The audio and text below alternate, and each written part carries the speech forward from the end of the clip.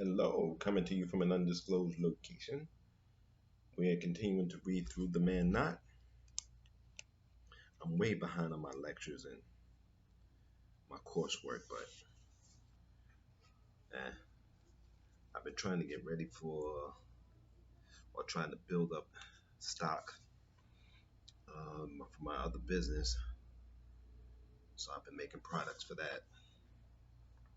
And for the winter.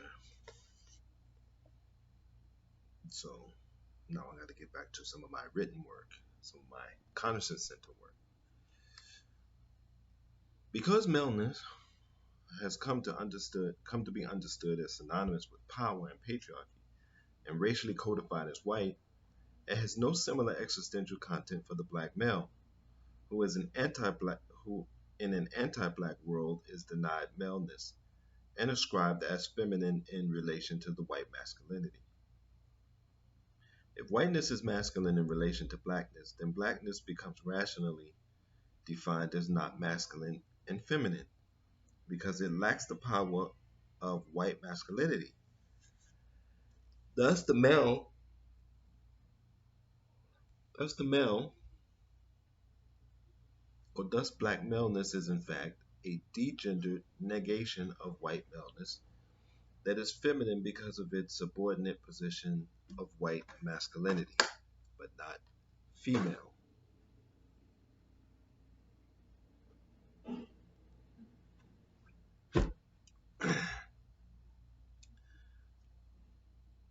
Because black maleness lacks a specific gender coordinate that corresponds to either white maleness or white femaleness, and, as shown later, relates to the white female primarily as rapist, Maria Lagones similarly emphasizes the anachronism of attributing gender to the colonized and enslaved bodies we now think of through the frameworks of black masculinity and black femininity. As she remarks, under the imposed gender framework of colonial modernity, the bourgeois white Europeans were colonized. They were fully human. The hierarchical dichotomy as a mark of the human also became a normative tool to demand the colonized, the behavior of the colonized, and their personalities, souls, were judged as bestial and thus not gendered. Promiscuous, sexual, and sinful, the colonized, racialized subject was denied gender precisely to define the boundaries between the content of the human and the deficit of those racially speciated.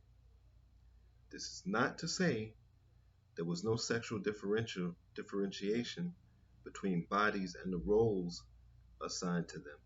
Rather, it highlights that colonized people become male and female.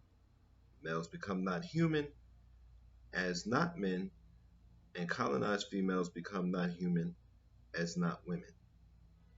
The black man, deprived not only of an identity, but also a history and existence that differs from his brute negation, experiences the world as a man not. Man notness is a term used to express the specific genre category of black male. Genre differs from gender by this distance black males share with Western man a priori, and by consequence patriarchy, whereas gender asserts that historical and social orders defined out by the biological marker of sex are in fact synonymous with the historical and sociological location of black males. Genre expresses how the register of non-being distorts the categories founded upon white anthropology, or that of the human. Popular categories of analysis, such as class, gender, and even race, suppose a universal human template upon which they imprint. But what is the applicability of human categories on the non human? The black male is negated from an origin of human being, but from the nihility Franz Fanon's reflections on objecthood and non-being are not simply descriptions of negation. They are not terms of proxemics, but terms of register. Non-being expresses the condition of black male being, the nihility from which it is birthed, away from the bourgeois order of kind expressed by man. Genre is specific to the kind, the type of existence expressed by the black male. For Sylvia Wynter, genre indicates a disruption of the order founded on European man and woman, which is expressed by the term of gender.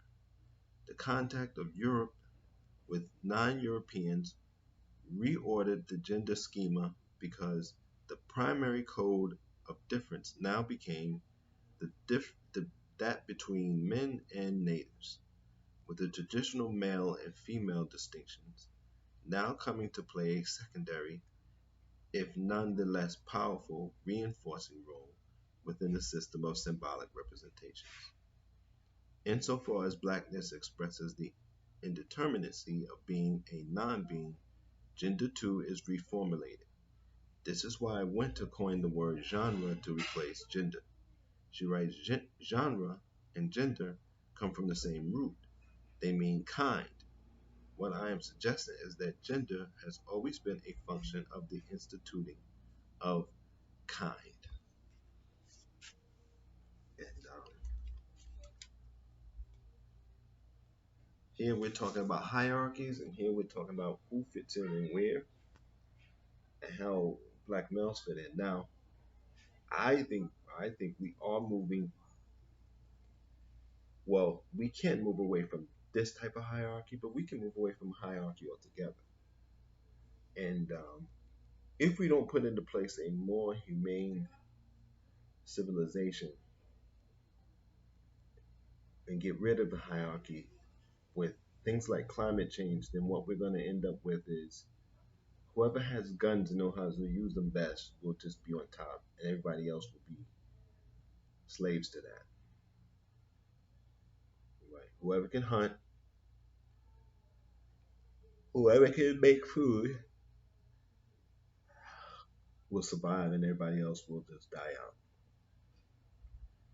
We don't have to get there, but we have to do something in order to prevent getting there, and hopefully we will. Until next time, try to stay safe, try to stay sane,